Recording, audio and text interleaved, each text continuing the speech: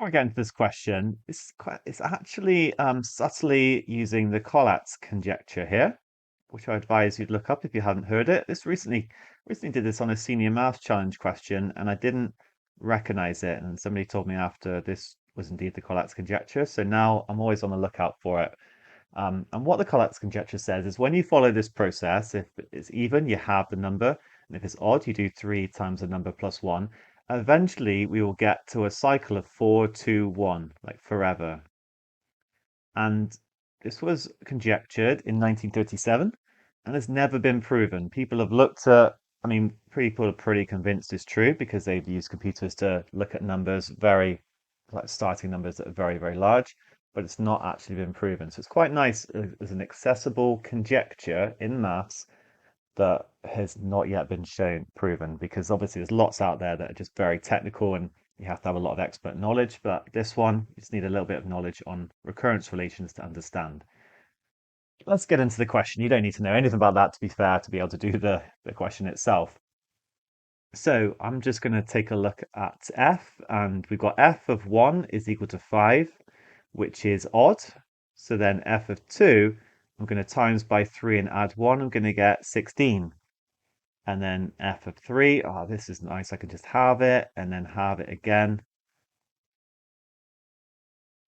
And then f of 5 is going to be 2. And you can see the 4, 2, 1 beginning. So as soon as you hit 4, then you're guaranteed to get to 2, then to 1.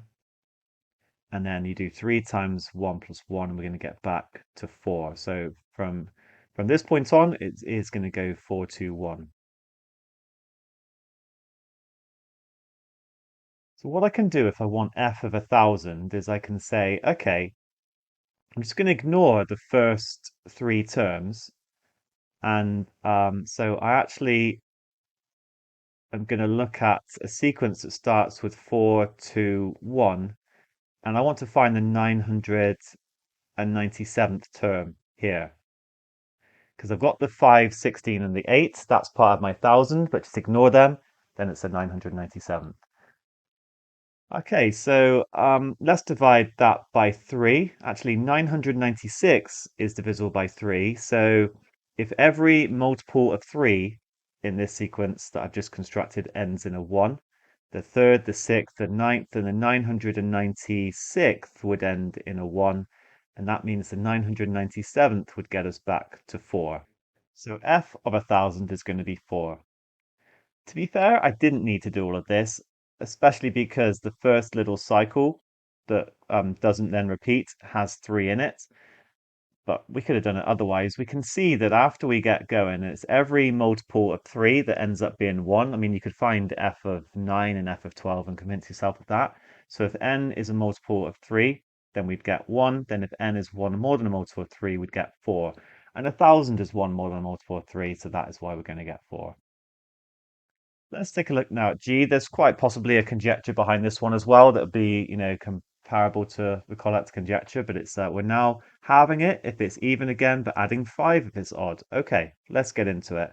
So G of 1 is now 3, and then G of 2, I would add 5 to give 8.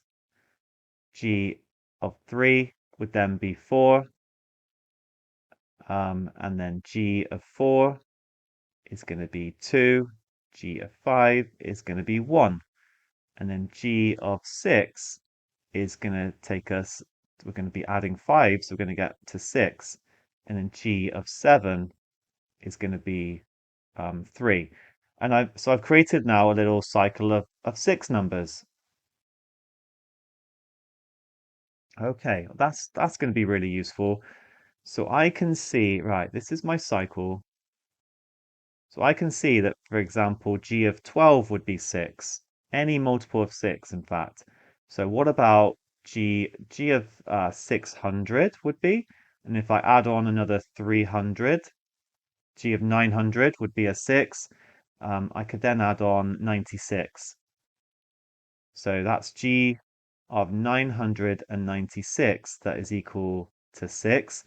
And then G of 997 would go back to here, 998, 999, and 1,000. So this one is going to be 2.